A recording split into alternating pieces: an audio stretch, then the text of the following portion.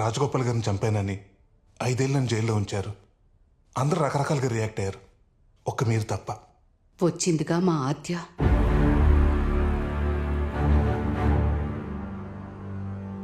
ఆద్యనా? ఆయన ఆశయాల నుంచి పుట్టిన కూతురు.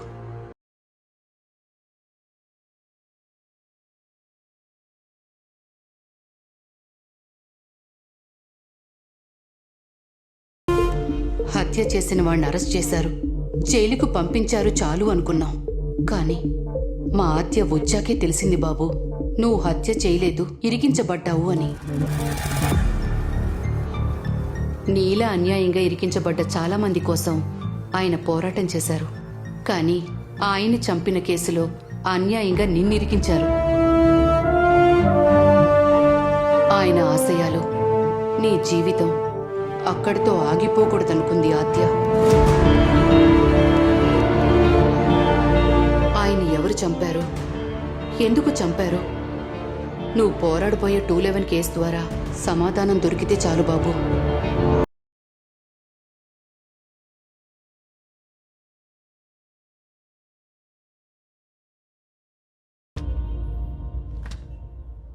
హే సూర్య, వాట్ టైమింగ్? నీకే కాల్ చేయాలనుకుంటున్నా.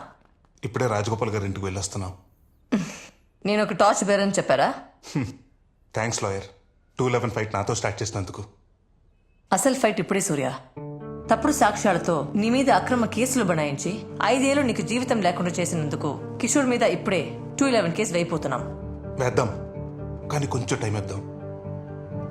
మనం 211 కేసేస్తే అది బ్రేకింగ్ న్యూస్ అవ్వాలి, వాడి బ్రెయిన్ హ్యాంగ్ అవ్వాలి, వాడు రియాక్ట్ అయ్యే లోపే ఎవిడెన్స్ మొత్తం మన చేతిలో ఉండాలి. రేపా నీకు అవును పిచ్చా? చెయ్యి నేరానికి 5 ఏళ్ళు నేను లోపల ఉంచాడు పోలీసోడు. అలాంటిది పోలీసోడు మీద కేసు ఓడిపోతే ఆడు నేను బతకనేవాడు బావా. వద్దు బా, వద్దు. ఇవన్నీ మర్చిపోయి హాయిగా ఏదైనా పని చేసి బతుకుదాం. అమ్మా నాన్నలు చంపి నువ్వు వదిలేయమంటావా? నాన్న చివరి కొరకు మర్చిపోమంటావా? అమ్మా నాన్నలు దూరం చేశాడు, ప్రేమించిన అమ్మాయిని కాకుండా చేశాడు, నా లైఫ్ మొత్తం డ్యామేజ్ చేశాడు. నాలాగెంతో మంది తల్లిదండ్రులు పోగొట్టుకున్న కొడుకులు పోగొట్టుకున్న తల్లిదండ్రులు. నాలాగే ఇంకెవ్వరు అవ్వకూడదు. అందరూ నా జీవితం ఇక్కడితో అయిపోయింది అనుకుంటున్నారు. కాదు, ఇప్పుడే మొదలైంది. కానీ ఆడి మీదకి వెళ్ళటం అంత ఈజీ కాదు బావా. ప్లీజ్ బా, వదిలే. దీని పగలా చూడకరా, ఇండియన్ పీనల్ కోడ్ అలాంటి ఇచ్చిన హక్కులా చూడు.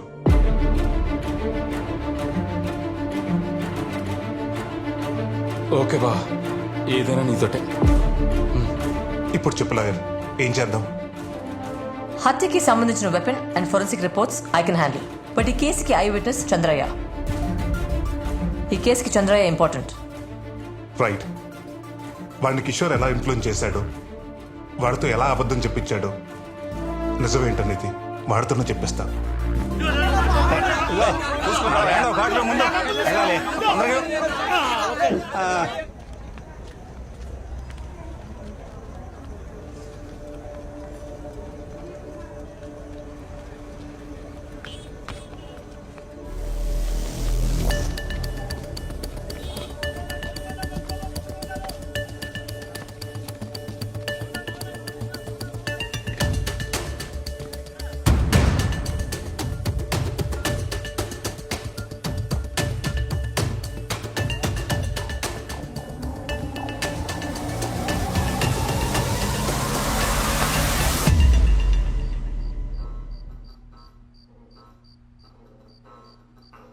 కిడ్నాపా? సెక్షన్ 323, 7 ఏళ్ళు జైలు శిక్ష పడుతుంది. అరే మ్యాన్షనం గుంజి బైరి తెంగ్ తిట్టి తీస్తా బట్టే బాస్. మ్యాన్ హ్యాండ్లింగ్ సెక్షన్ 323 ఫట్టు 1 సంవత్సరం లోపలేస్తారు. నీ మొసలే. ఆగాగో, అటెంప్ట్ మర్డర్ సెక్షన్ 307 10 ఏళ్ళు లోపలేస్తారు. ఏమయ్యా, 5 ఏళ్ళు జైల్లో ఉన్నావు, మొన్నే బయటకు వచ్చావు. ఇవన్నీ నీకు అవసరమా చెప్పు? అవసరమా?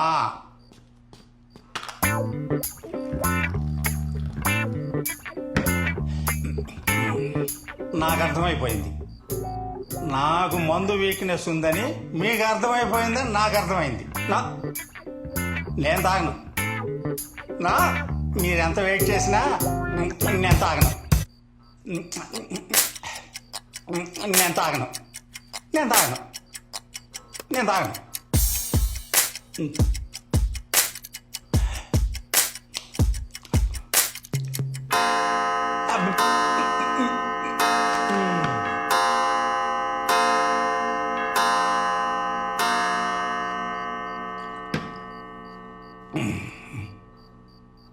కిషోర్ సారు దేవుడు సార్. నాకు సార్, నాకు 10 ఏళ్ల నుంచి ఆయన దగ్గర పనిచేస్తున్నా సార్ నేను. కిషోర్ గారికి నేనంటే చాలా నమ్మకం సార్.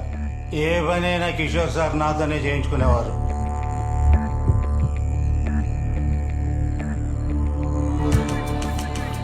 ఈ రాజగోపాల్ని చంపేయాలి. Okay sir. చంద్రయ్య, ఆ,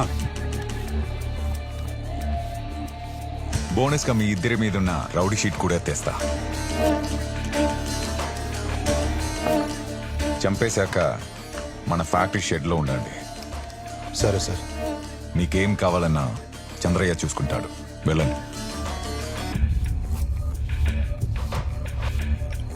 చంద్రయ్య, అయ్యా. రేపు ధర్నా చౌక్ లో ఆ శివరాం గాడు ధర్నా చేయబోతున్నాడంట.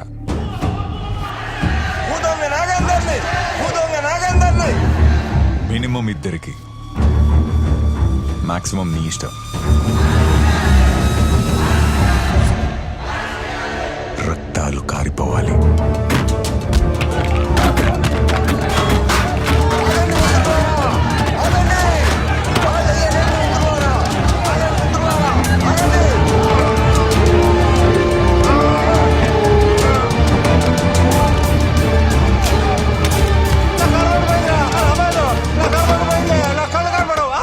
ఆ రోజు రాత్రి రాజగోపాల్ని వాళ్ళిద్దరూ చంపేశారు.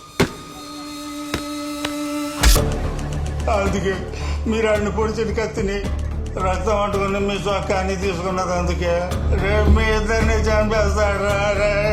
రేపు మిమ్మల్ని చంపేస్తాడ్రా. మీరు బాగుండాలిరా. ఆ రోజు రాత్రే వాళ్ళు పారిపోయారు. హలో, చెప్పు చంద్రయ్య. సార్, వాళ్ళు ఇద్దరు పారిపోయారు సార్. ఫోన్ పెట్టన్నా. కిషోర్ సార్ ప్లాన్ బెడ్స్ పట్టింది. పై ఆఫీసర్ల ఒత్తిడి ఎక్కువైంది. కమిషనర్ గారు కావాలనుకుంటా సార్. తొందరగా కేసు క్లోజ్ చేయవా.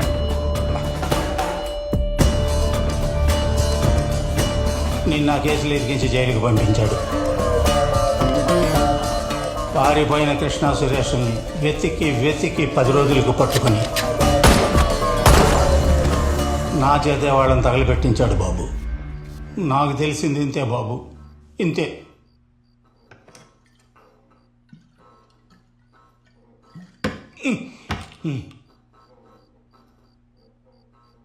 లాయర్, ఇప్పుడు అర్థం కేసు.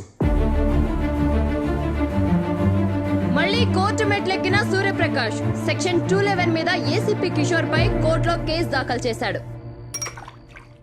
ఏసీపీ, నీకు కూడా లాయర్ అవసరం పడుతుందని నేను ఎప్పుడు అనుకోలేదు బెదరు. బయటికి వచ్చాక వాడు నా వైపు సీరియస్గా చూస్తే ఏం చేయలేక కోపంగా చూస్తున్నాడు అనుకున్నాను. కానీ వార్నింగ్ ఇస్తున్నాడని అర్థం చేసుకోలేకపోయా.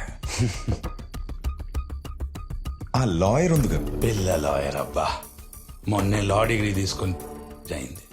ఇప్పుడే లంగా ఓన్ వేసుకొని తిరుగుతుంది. దాని గురించి పట్టించుకోకు. చంద్రయ్య, చంద్రయ్య, ఇప్పుడు వాడితో ఏం పని? కీలకమైన పాత్ర బెదరుతుంది. నువ్వు ఏ రకంగానూ తన్ని ఇన్ఫ్లుయెన్స్ చేయలేదని మళ్ళీ కోర్టుకొచ్చి చెప్పాలి. తను తొందరగా పిలువాడిని.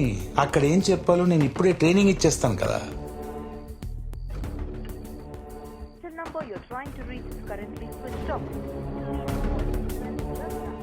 Switch off.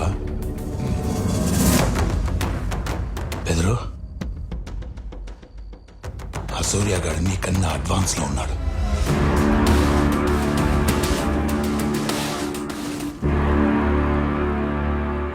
సూర్య, వీడు తాగితే కానీ నిజం చెప్పాడు. తాగి సాక్ష్యం చెప్తే కోర్టు నమ్మదు. కోర్టులో నోరు తెరుస్తాడా? రేయ్, నీలాంటి వాళ్ళ వల్లేరా ఎన్నో వేల మంది ఏ తప్పు చేయకుండా జైళ్ళల్లో మొగ్గుతున్నారు. ఒక్కసారి నిజం చెప్పు చూడు, ఎంతమంది జీవితాలు మారిపోతాయో. రేయ్, రేపు కోర్టులోని దేవుడిని చూసి భయపడి నిజం చెప్పలేదనుకో, నాకు జైలు కొత్త కాదు, హంతకుడున్న ముద్ర కొత్త కాదు.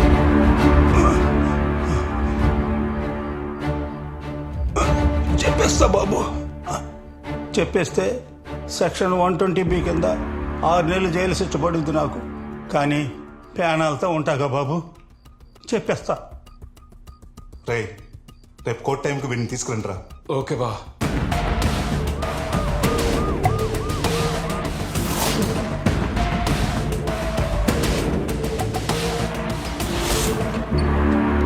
ప్రొసీడ్. యువర్ ఆనర్, ఈ కేసు విషయానికి దాని వివరాల గురించి మాట్లాడే ముందు ఒక చిన్న విజ్ఞప్తి.